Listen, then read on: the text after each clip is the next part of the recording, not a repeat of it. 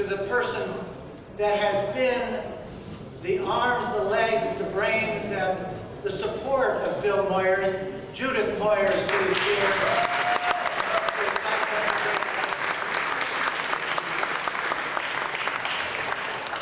On behalf of Bob Reich, Chair of the Board of Common Cause, several of our national board members who are here, all of our staff, I have the privilege of introducing Bill Moyers.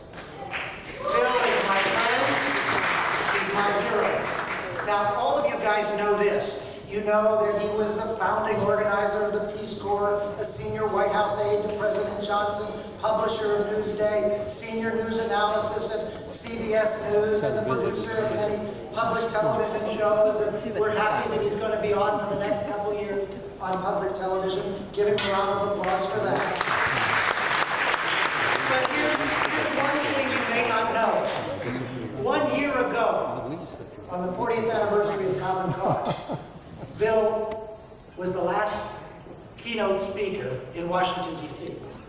It was a time just like this where everybody in the audience wanted to leave. No one did. And for the next few minutes, Bill Moyers made one of the best speeches that I've ever heard. It was a passionate speech. He gave a speech that captured our minds and our hearts.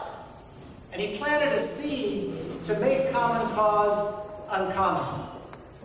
Without his enthusiasm, courage, and push, we wouldn't have taken on the Koch brothers.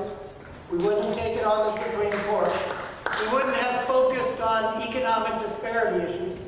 And we wouldn't have moved Common Cause out of the shadows and into the light. The Moyers did that. No one left the room. He gave that speech. Here's how he ended it. One little tiny sentence.